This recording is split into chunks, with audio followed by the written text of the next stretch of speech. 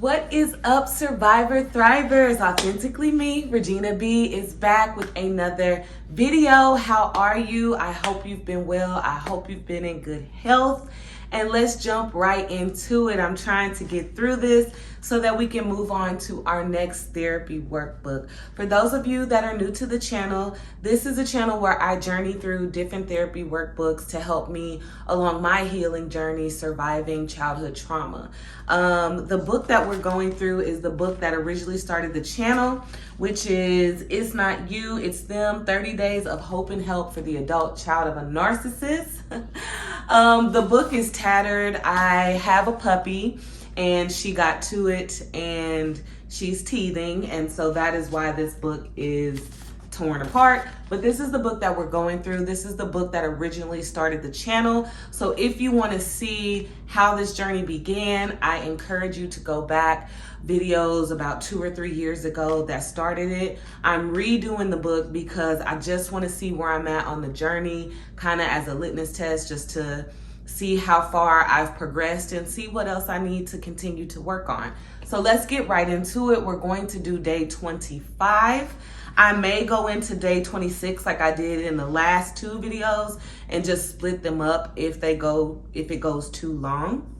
And to all my new subscribers, welcome. Thank you for subscribing to the channel. And to all my day ones, CD, thank you guys for sticking around and watching the videos. It really encourages me to continue to go. So let's see here. We're gonna go to day 25.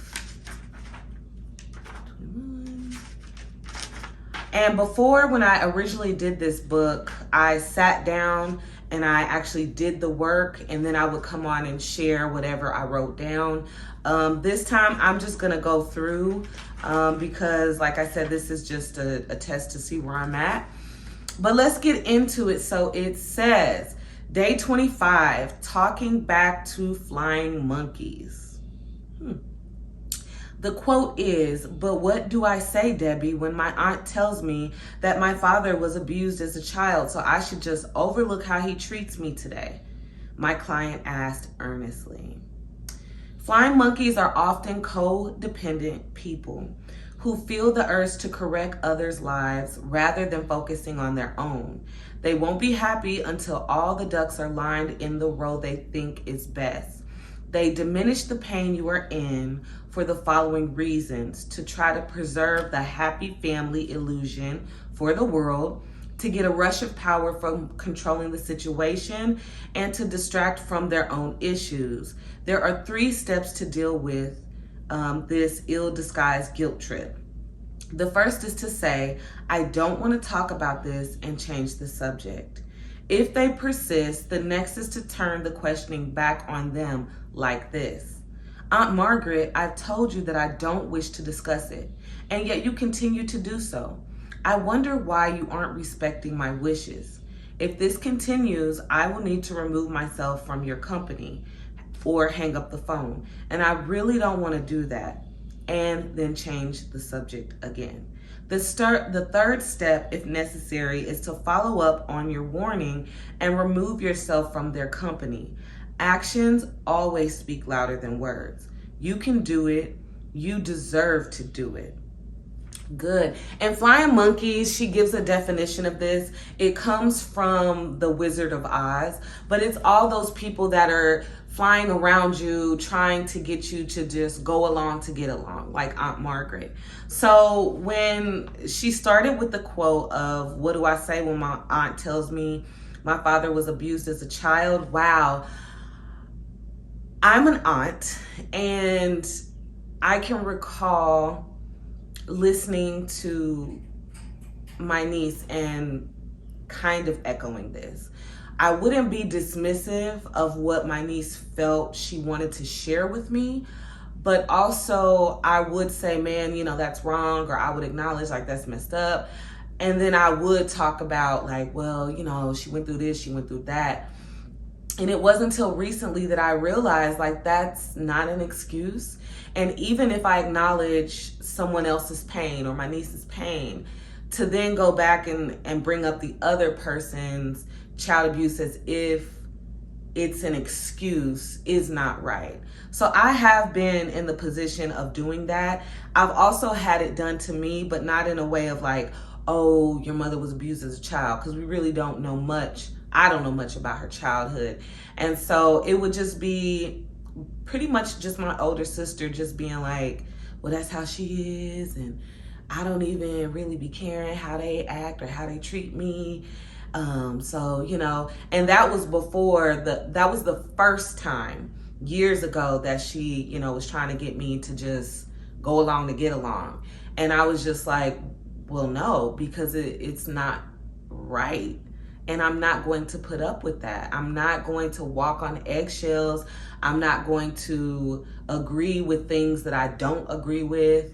I'm just not going to do that. And as grown adults, we should be able to disagree and still be able to be in a relationship.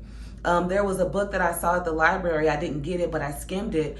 And it was from a businessman, but he was talking about how to have positive conflict and how conflict is necessary in business for creative ideas to be successful. So anyway, that's my thought on that. And again, I will never again listen to someone share their childhood traumas and then be dismissive. Even if I acknowledge like, whoa, that's wrong, that's way too far, that shouldn't have happened. But again, to go in and then excuse it. And I didn't at the time think that I was excusing it. And it took recent events for me to realize like, in a way you were excusing it. And, you know, I had to grieve that and be like, okay, that was me being little sister. And just still having that protective, like, well, you know, she went through this so I could see that, but that's still wrong. No, it's wrong. Like, again, we all have a conscience. We all, as parents, know when we hurt our children.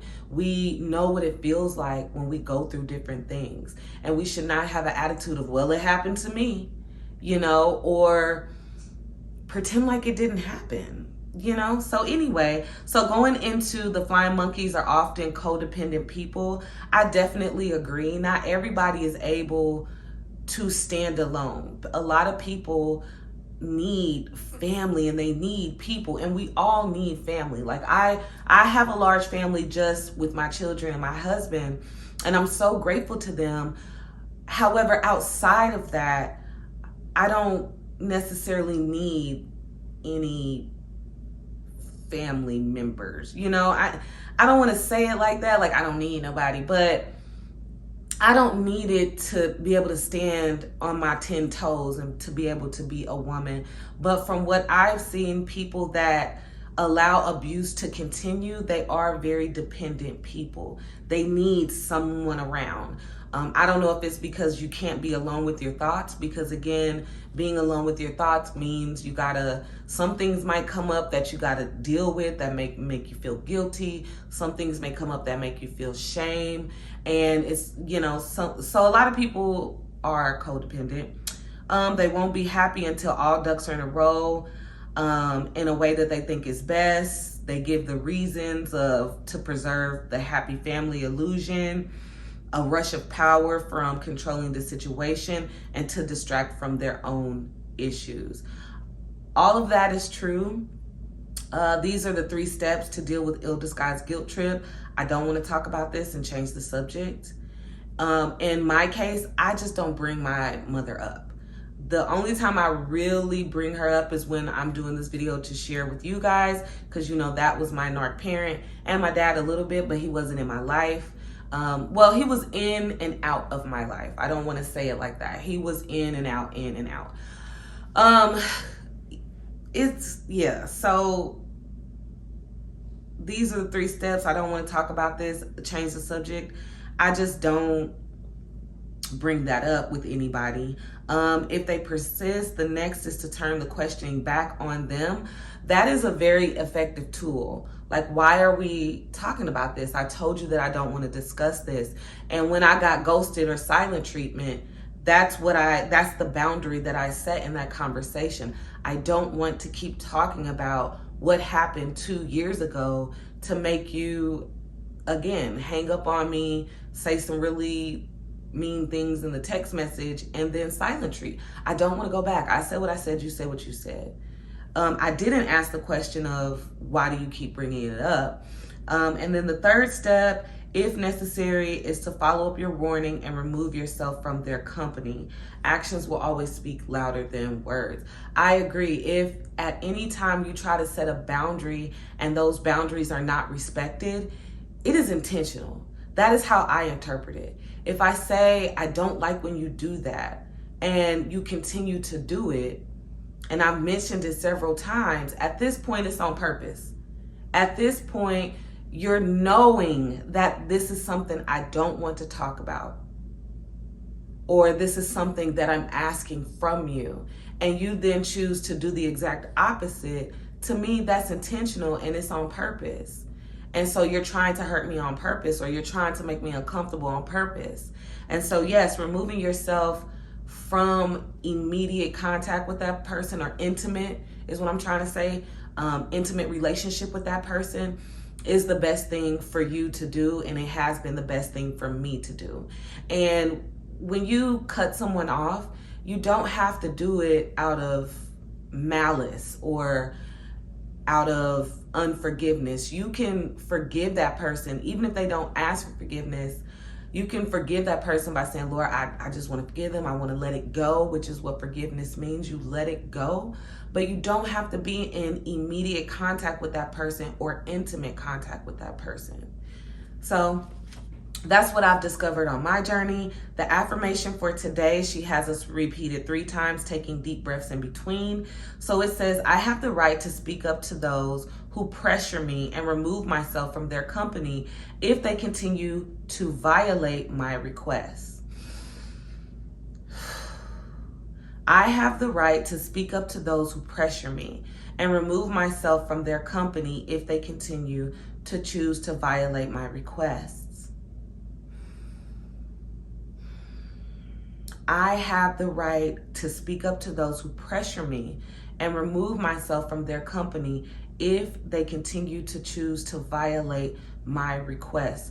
What this means to me, I have a right to speak up for myself and not give in to other people's opinions or pressures. And I can remove myself, again, from having intimate contact with that person. It means to me that you are not safe if you pressure me to do something that I don't want to do, that I have not been convicted to do, and that it's not best for me and it's not right for me.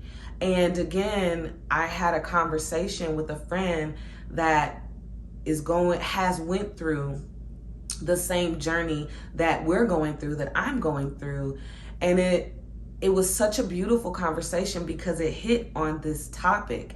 And one of the things she shared with me, she was having a discussion with someone she was close to, and she said to them, how can you advocate for these people when you've seen me cry? You've seen the hurt, and you've seen the pain. You've seen the tears that I've cried. And yet your advocacy for these people feels like a lack of support and a lack of understanding for what you've seen me go through. And that's what that feels like when someone is being like, oh, well, you know, that's how they are, or you should just do this, or you just need to reach out to them, you just need to do that. Why would I reach out to someone who is unsafe, who has hurt me, who has neglected me or rejected me? Why? Why would I do that? And why would you advocate for that? And so if I can't remove myself from that person, I need to just not talk about that particular subject with that person. That's just coming from me personally. You know, recently I had to realize, like, okay, I've shared too much with you.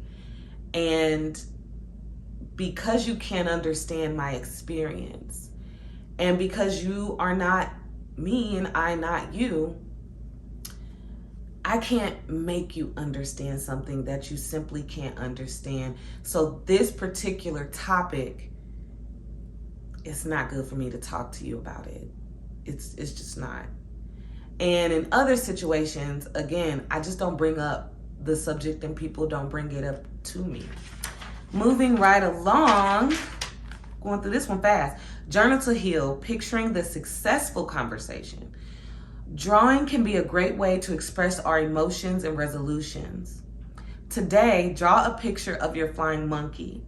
You can depict them as an actual Wizard of Oz flying monkey or draw them as they actually look. No, being able to draw skillfully is not important to this exercise. Then draw you next to them. Make them small, make you tall. Use cartoon balloons to write the text where you answer them calmly and confidently. I remember doing this.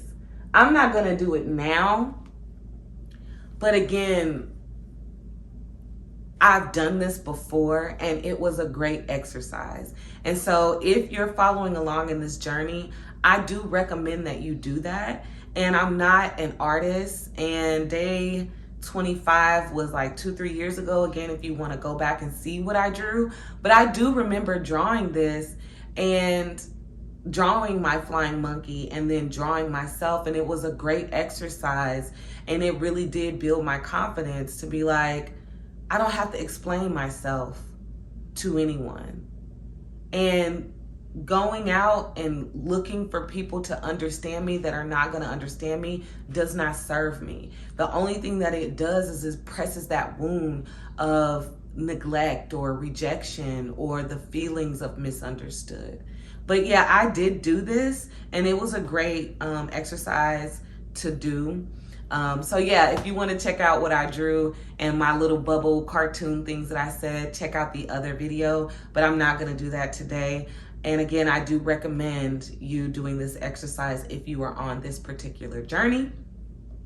We're going to get into day 26 because we have time, we have space, we have grace. It's actually the morning. No one's here except my little puppy. So I do have some extra time to get into day 26, and I don't want these videos to run long. So I will try to move along as best as I can. And if the video runs long, I will cut it here and then upload it in another video. But day 26, the holidays. We just made it through the holidays. Hallelujah. Okay, so the quote is, I'll be home for Christmas and in therapy by New Year's. Unknown. The Hallmark holidays, where we're all supposed to have these functional families, where we all regress to our childhood personas with each other. Pleasers, aggressors, narcissists, scapegoats, golden children, and enablers. Life is full of supposed tos and social pressures, but I can tell you that January is my busiest season for a reason. Consider this official permission to forego the family gatherings if people are rude, critical, abusive to you, no matter what society says. You matter too. And if a more meaningful holiday is to be with just the people who love and support you, then I encourage you to do just that. Life is short. Don't waste it in the company of toxic people. Create your own family out of those who love and respect you, not guilt trip you and pressure you. I so agree. There were many years that I would be so anxious all day long during like Thanksgiving, all day long during like Christmas, because I knew that I was going to a particular person's house and I knew I would have to like be around my mom and just play it off and make sure that I say the right things and do the right things. And don't get me wrong, it would be a great time. It would, but I would have this mental fog after, to where I wasn't myself for days sometimes. And it was all this buildup of all this anxiety, and yes, it was a good time, But it could even be, I could recall times where we hadn't spoken in a few days or so. And when she arrives or when we arrive, it would be like this look, and it was just not healthy. Even though it could be fun, and even though you can make the best of the situation, for me mentally, it just was not a good experience for me internally. And for those of us that are scapegoats, or at the time I would consider myself a golden child, we know how to play the facade. We know how to put on the mask and go around in the masquerade and navigate it and do it well. But again, after the event, I would not feel like myself. And these past few years, the holidays have been a hard time for me. Don't get me wrong.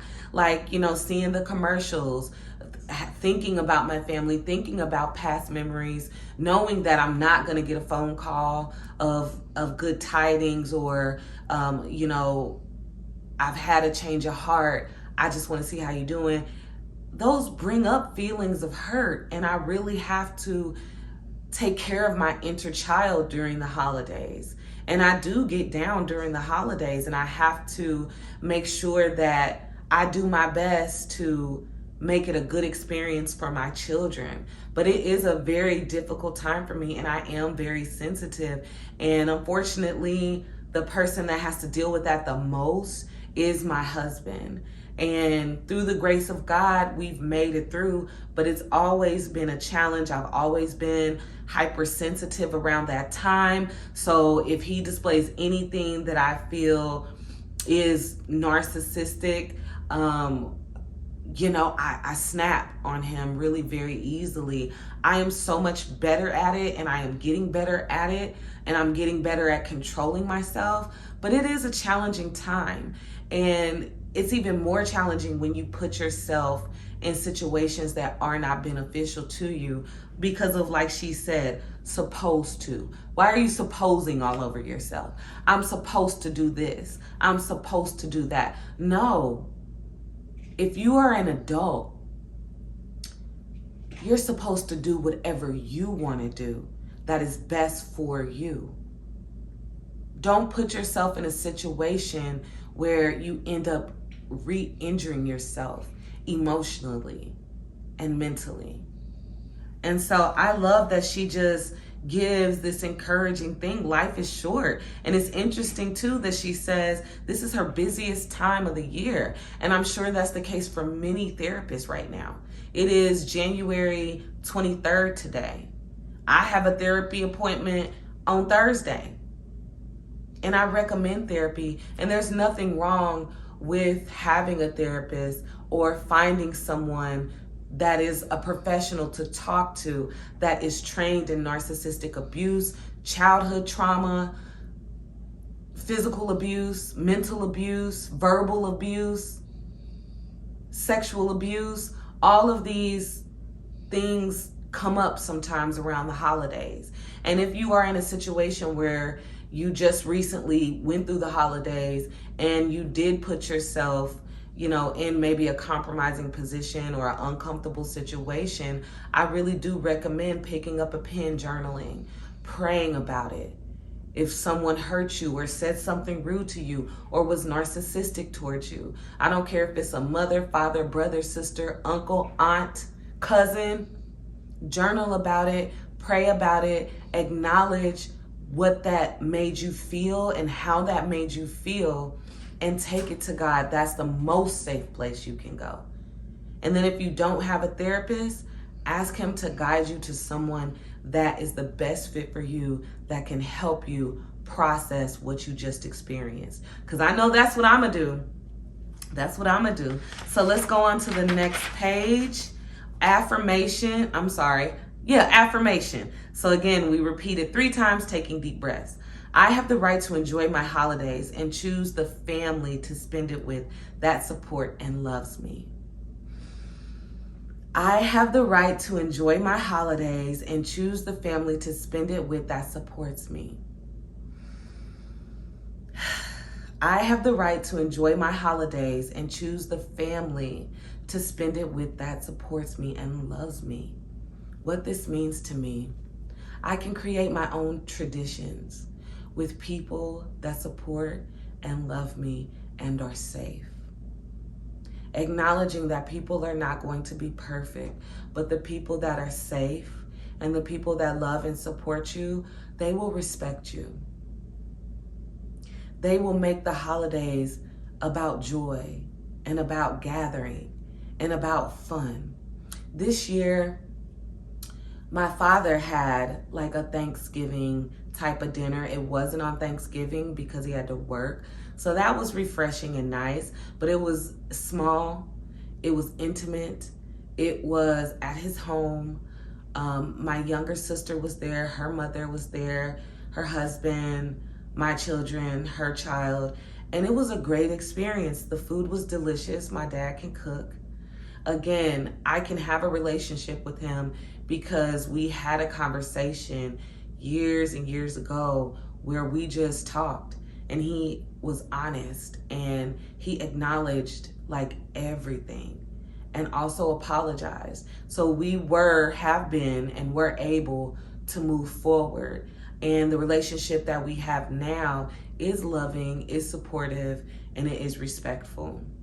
And he has been there to support my children and to support me, to support my husband. So it was a great experience. And another cool thing where it's like God is good is me and my husband were raised in different religions, and the religion that he was raised in, they did not celebrate holidays. And so that has been refreshing to where we don't put a huge pressure on ourselves to do anything lavish or, feel like we gotta go somewhere or be around people. So we did that for Thanksgiving, and then for Christmas, for my birthday, it's all about my family. I get a tattoo on my birthday because tattoo shops are always open on Christmas Eve. And throughout my life, being a Christmas Eve baby, so it was very hard to find places that were open on Christmas Eve. So I get me a tattoo, and then I do whatever I want to do. I invite whoever I want to invite. And this year we went bowling, and it was great, and it was fun. So, it was like a double date type thing, and it was really fun. And then for Christmas, we will put up a Christmas tree. We don't put a lot of pressure on ourselves to go broke, because we ain't balling, but we get our children things that we know they would like for their personality. And a majority of it comes from like TJ Maxx or 5 and Below.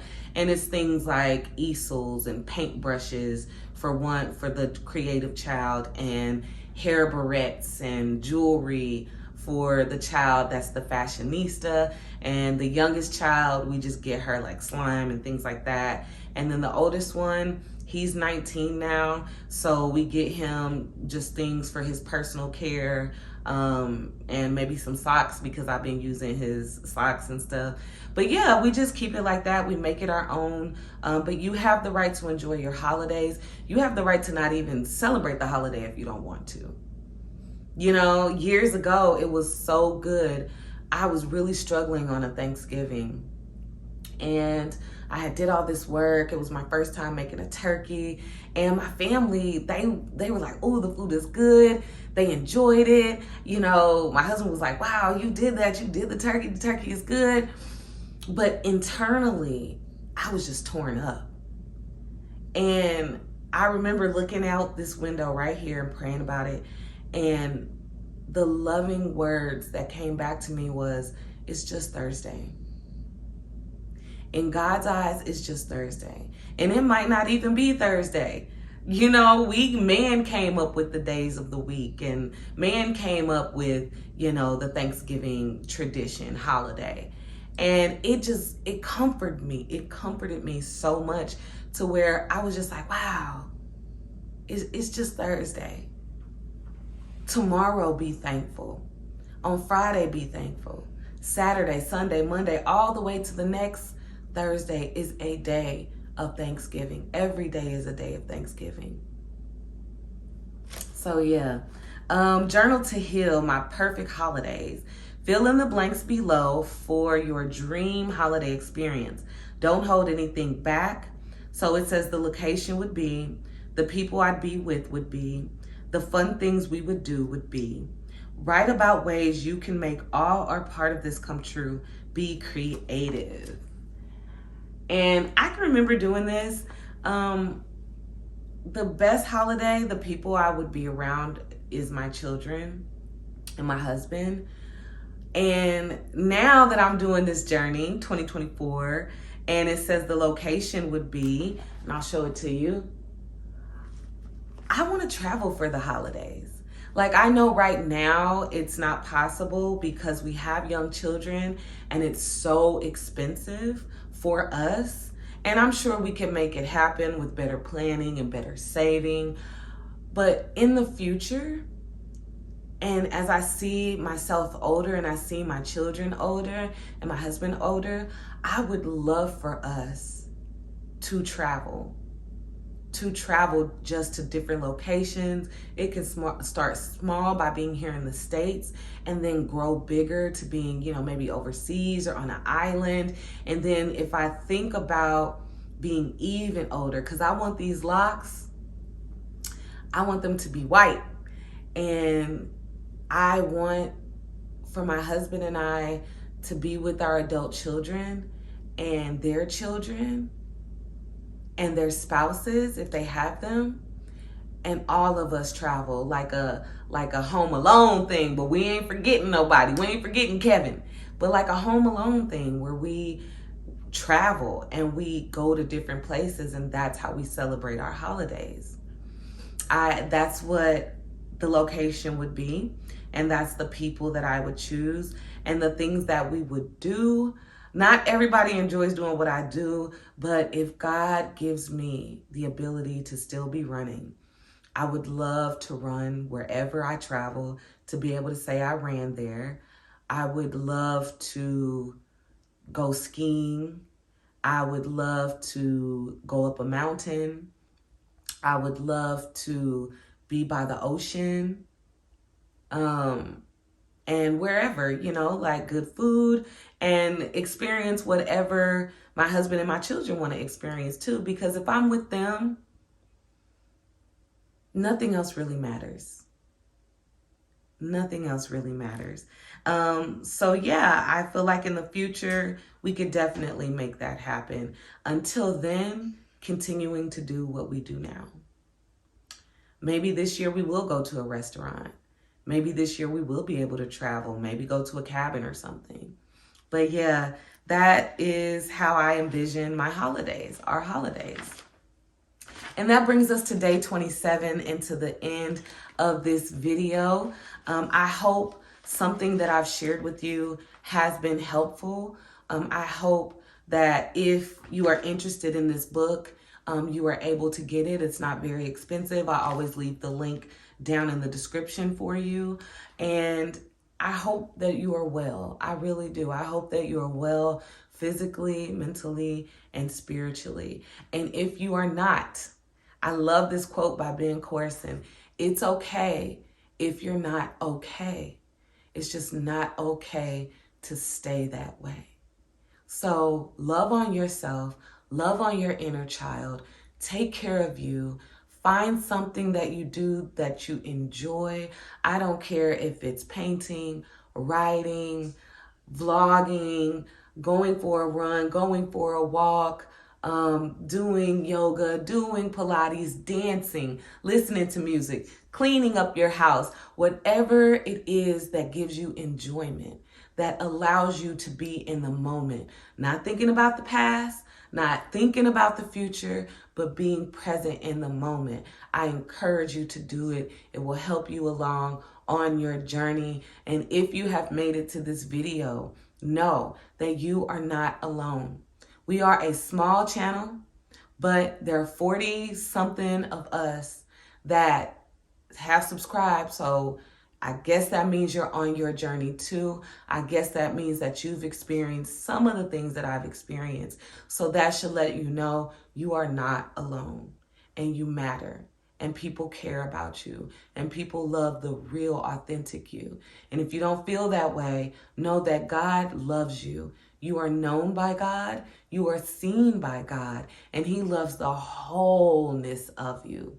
The yin and the yang, the light and the dark, the good and the bad, the beautiful and the flawed, all of you, God loves, not in part, but in whole. Thank you again for subscribing. Thank you for watching the video. Make sure you find an opportunity to get out there and get after whatever your get after is, if you are able to get after it. I love you. God loves you so much more. Peace. Y'all like my necklace? My baby made it for me. And I really love it. Peace.